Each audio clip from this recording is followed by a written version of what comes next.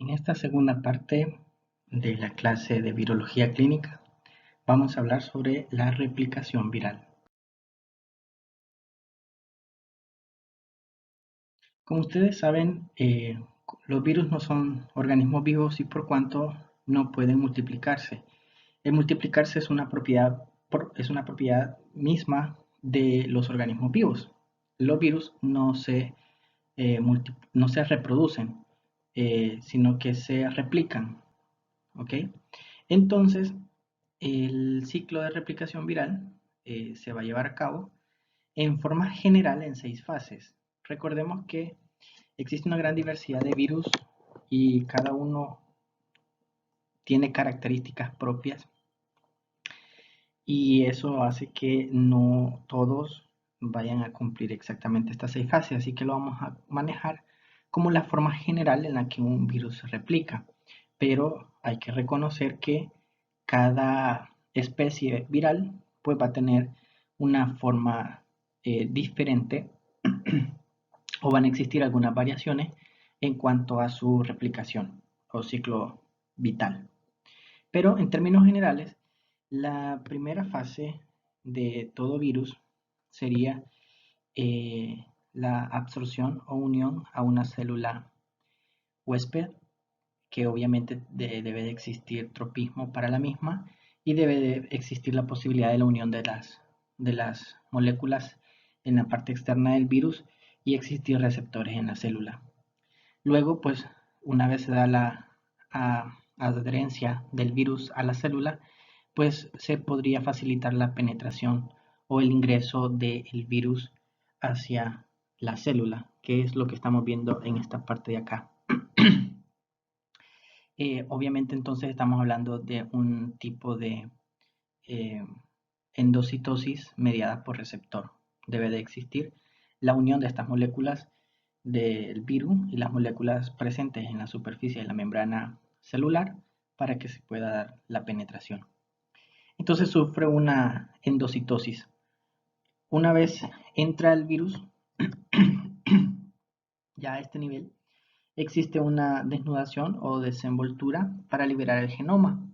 Es decir, habría que ver si el virus es un virus envuelto o no, pero el asunto es que va a existir una especie de liberación dentro del endosoma de lo que sería el virión, o sea, propiamente el material genético y la proteína que recubre a este material genético. Pues luego de eso, pues se debe de dar la producción de los componentes sintéticos o del virión. Es decir, después que el virus se desnuda o se desenvuelve para poder liberar el virión, entonces el virión debe de entrar a los mecanismos de replicación o síntesis proteicas y de material genético, para que entonces, ya teniendo los elementos estructurales propios de un virus, se pueda dar entonces el ensamblaje. Es decir, si ya tengo sintetizado material genético y tengo sintetizado proteínas, entonces lo que debo de hacer es fusionarlas para que se produzca el virus como tal. Bueno, pues entonces una vez ya tengo los elementos, tiene que darse el ensamblaje, la maduración. Y lo que continúa, pues obviamente es la liberación, que consiste en que una vez se ha multiplicado el virus en el interior de la célula, pues estas partículas virales sean expulsadas hacia el espacio extracelular.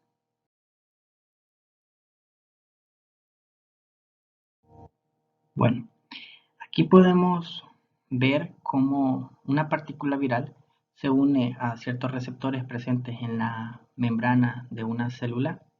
Este pues se incorpora al interior de la célula, se libera el virión a partir del fagosoma y entonces se libera el material genético presente en el interior del virus. Este busca, por ejemplo, este es un poro nuclear, y se introduce a la maquinaria de replicación genética de la célula para poder multiplicar su información genética. Así también, pues con la misma que va a codificar a las proteínas, va a ir a buscar los elementos del citoplasma celular, como son los ribosomas, para poder entonces sintetizar sus proteínas víricas. la célula lo va a estar haciendo pensando que son proteínas para él y material genético para él. Entonces la célula al final va a desarrollar el proceso de transporte vesicular y va a producir las macromoléculas virales. Entonces, una vez se da el ensamblaje de el material genético y las proteínas, pues está listo el virus para ser liberado de la célula y de esa manera continuar con el ciclo replicativo.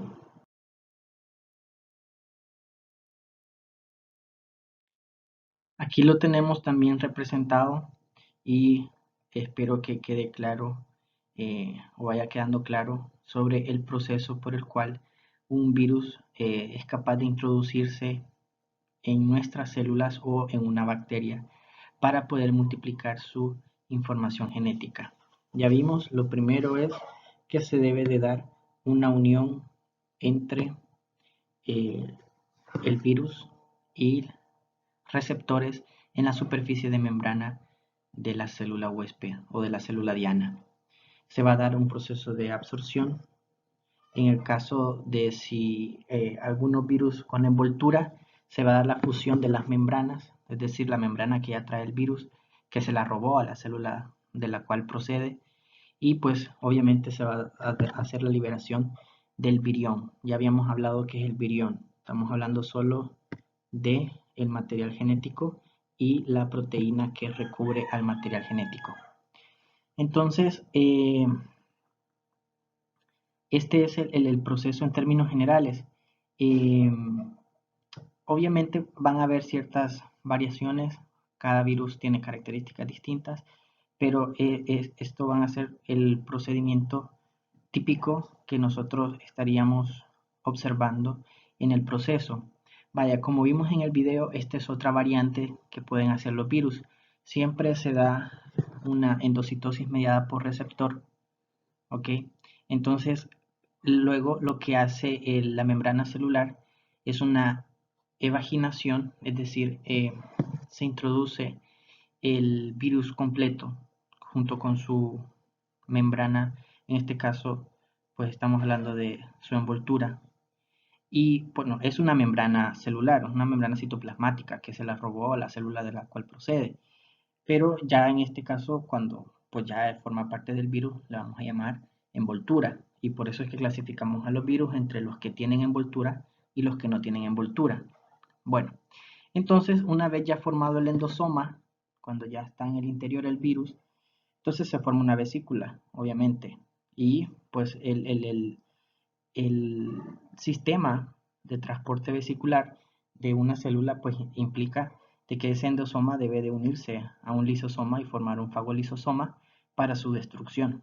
Bueno, pues entonces sí, eso ocurre. Pero en este caso el asunto es que precisamente la membrana que recubre o envuelve al virus es la que es destruida, pero no es destruida el virión. Entonces, lo que hace el virus es fusionar su membrana con la membrana del endosoma y de esa manera entonces el virión queda liberado. Una vez el virión queda liberado, pues igual que en el otro caso, y como siempre va a ocurrir, lo que va a buscar el virión es introducirse al núcleo celular para poder multiplicar su información genética y a partir de ahí sintetizar sus proteínas. Aquí vamos a poder evidenciar también el proceso de replicación viral en una forma animada para que nos quede más claro. Y ya con esto finalizamos esta parte. Siempre sea la adhesión, la penetración y el despojo de los elementos como la envoltura, si tuviera, y otras proteínas accesorias, porque solo necesita el virión, es decir, el material genético y la proteína que la recubre. Se da la fusión con el material genético de la célula huésped a parasitar. Se da la replicación de los elementos virales, es decir, material genético y proteínas. Se da el ensamblaje, es decir, se compone ya el virus con sus elementos. Esto ya es parte de la maduración y obviamente el proceso que continúa es la liberación. Creo que esto queda claro y lo necesito que quede claro para lo que vamos a mencionar en la tercera parte de este video.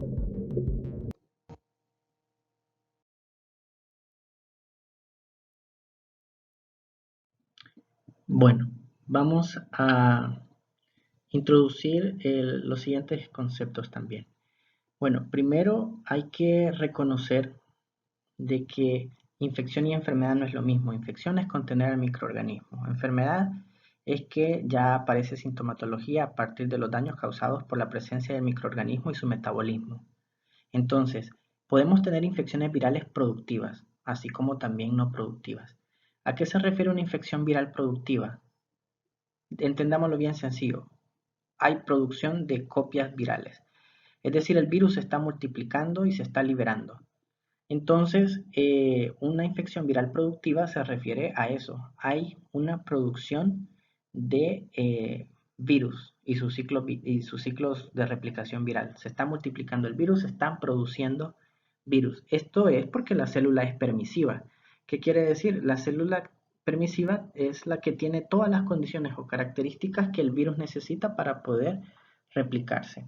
Entonces, como si el virus se replica, quiere decir que hay una ruptura de las células en las cuales se está multiplicando. Entonces va a producir muy probablemente un ciclo lítico, es decir, va a haber rompimiento de células, por ende va a haber daño de tejidos.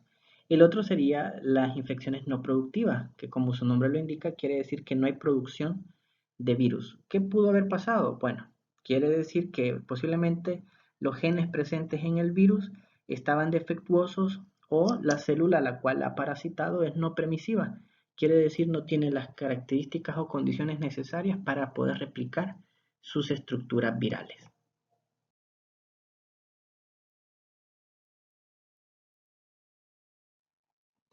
El otro tipo de ciclo que puede llevarse a cabo en el proceso infeccioso viral es un ciclo que no es productivo o improductivo.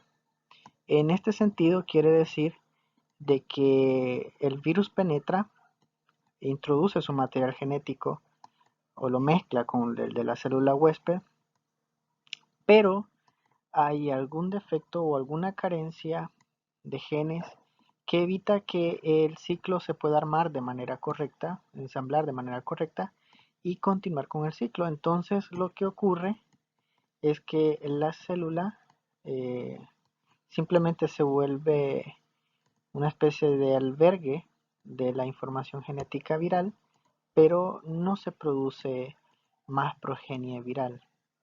Entonces, esto también tiene que ver con la situación de si las células eran productivas o no eran productivas. Ahora, si esta situación de que el virus entró a la célula, pero se generaron diferentes complicaciones y el virus no completa su ciclo de replicación, pero ya quedó incorporado su material genético en la célula, entonces eh, va a producir en nuestras células humanas la transformación de dichas células. ¿Por qué? Porque recordemos que al existir un cambio en la información genética, eso se define como mutación. Y la célula en cuestión se va a dividir por mitosis y va a llevar consigo la mutación genética. Entonces, bajo esas circunstancias se va a producir lo que se llama transformación oncogénica, que es decir, va a dar lugar a situaciones de conformación de tumores o cáncer a consecuencia de la presencia de información genética viral que está haciendo mutar a la información genética original de la célula huésped.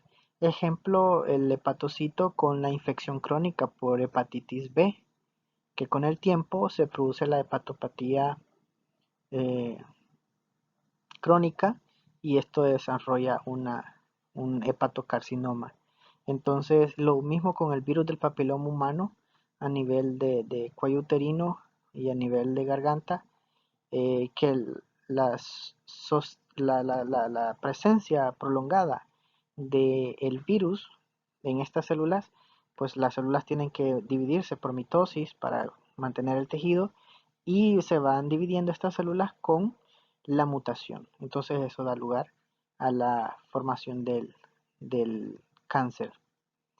En el caso de que esto ocurre, si ocurre en un bacteriófago, entonces ya hablamos, los bacteriófagos son eh, los virus que tienen la capacidad de infectar bacterias, y si se produce la respuesta improductiva, a eso se le va a llamar lisogenia, ¿ya? Ese quizás es de menos interés para nosotros porque no tiene mayor importancia para nosotros clínicos de que un virus esté parasitando a una bacteria. Lo que nos interesa quizás más es este aspecto que ya mencionamos.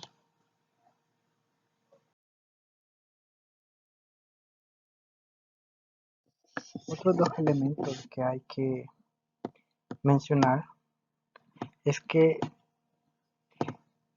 las células representan elementos compatibles con el virus, es decir, debe de haber una interacción entre el virus y la célula receptora del huésped, por cuanto no todas las células van a ser permisibles a la entrada del virus y por ende a la infección viral.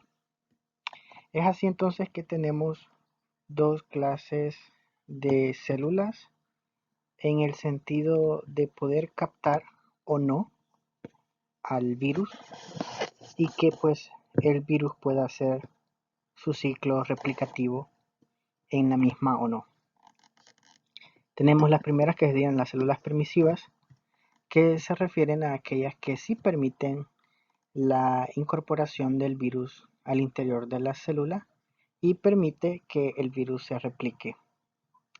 Tenemos por el otro lado las células no permisivas, que serían aquellas que no tienen los elementos estructurales externos en sus membranas para poder incorporar al virus en su interior y que se permita la replicación viral.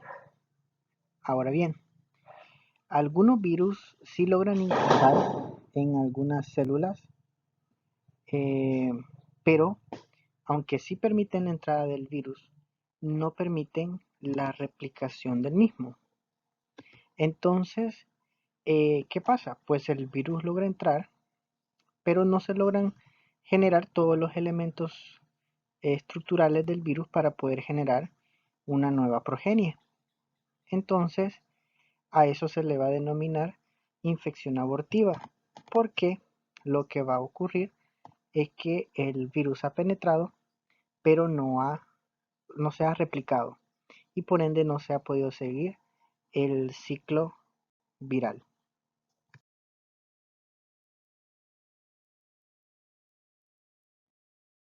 Algunos virus ocasionan infecciones crónicas o latentes. Algunos virus también pueden causar una infección crónica. Como ya habíamos hablado, por ejemplo, si está dentro de una célula no permisiva, es posible que las condiciones no sean las favorables para que el virus se pueda estar replicando y el virus se mantiene, la información genética del virus se mantiene ahí. O simplemente el virus está precisamente condicionado a esa forma de subsistencia para poder mantenerse replicando sin ser expuesto al sistema inmunológico. Entonces quiere decir que vamos a tener una infección viral que se sostiene en el tiempo. Y se producen con bajos niveles de viremia. Y pues en este sentido tampoco hay mayor daño al tejido porque no se está produciendo un ciclo lítico como ya vimos hace 2 diapositivas atrás. Tanto la infección latente como la crónica se denomina infecciones persistentes porque pues las dos persisten en el interior de nuestro cuerpo y persisten en el tiempo. Entonces, lo que tenemos con la latente es que pues no hay aparición de sintomatología porque no hay daño alguno al tejido, mientras que en la crónica pues evidentemente sí quiere decir que está manifestándose algún daño, pero no es un daño exagerado al huésped. La replicación viral también depende de la interacción del virus célula hospedadora, lo que depende del tipo de célula que se infecte, ya sean células permisivas o no permisivas. Y como también ya he mencionado, se refiere precisamente a eso. Si la célula Permisiva es aquella que sí tiene las condiciones características, todo para que el virus se pueda replicar. La célula no permisiva es aquella que no tiene estas condiciones.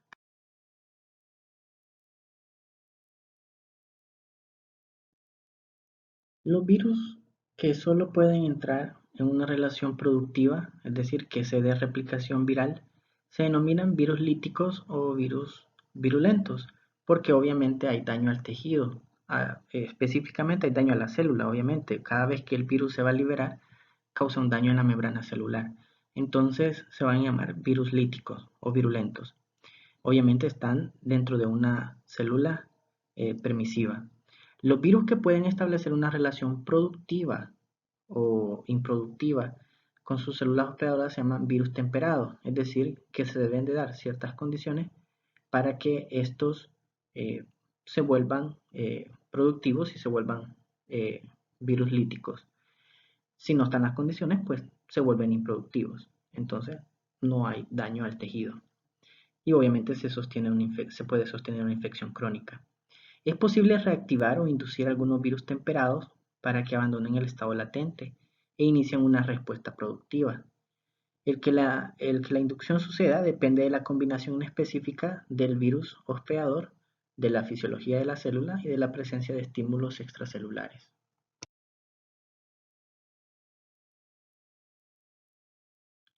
Ya para finalizar, retroalimentación.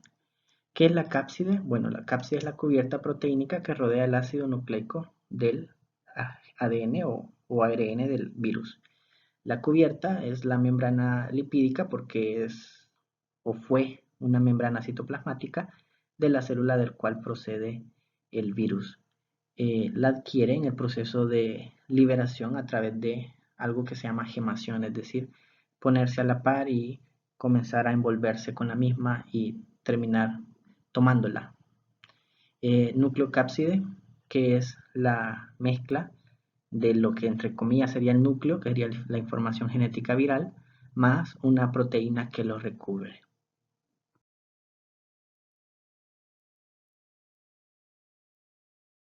El virión, recordemos, está compuesto por el genoma, ¿ok? Y por la cápside, en términos generales. En alguna literatura o en algún contexto también se puede entender que el virión está compuesto también por la envoltura, pero típicamente el virión está compuesto por estos dos elementos, ya sea virus con envoltura o virus en envoltura, el virión siempre van a ser estos dos, porque ya recordemos, ya para finalizar, no todos los virus van a tener envoltura, no todos.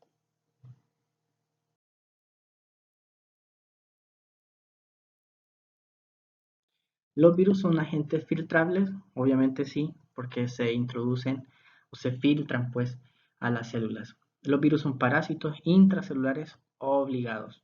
No pueden subsistir fuera de una célula. Los virus no pueden generar energía o sintetizar proteínas independientemente de una célula hospedadora y por eso también son parásitos. No tienen los mecanismos necesarios de síntesis de proteínas, ni de energía, ni de material genético, etc. Y por eso necesitan parasitar de manera obligada a una célula. Los genomas virales pueden ser ARN o ADN, pero nunca los dos. Por eso tenemos la clasificación de virus ADN o virus ARN. Los virus poseen una cápside desnuda o una morfología con envoltura. Por eso los clasificamos en dos tipos, virus desnudos y virus con envoltura. Los componentes virales se ensamblan y no se replican mediante división. Es decir, el virus se forma a partir de la síntesis de las proteínas o macromoléculas eh, más el material genético. Entonces, estos dos se ensamblan para formar al virus, a diferencia de los parásitos protozoos, por ejemplo, o de las bacterias que se dividen ya o se multiplican mediante división o fisión binaria.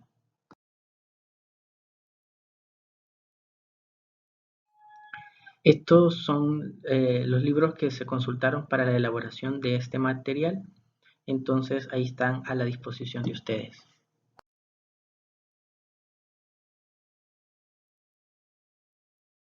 Fue un placer haber estado con ustedes en esta clase virtual. Espero hayan quedado claros los contenidos, pero si hubiesen algunas dudas pueden utilizar el foro de consultas para que los podamos solventar. Yo estaré resolviéndolo a la brevedad posible. Feliz día.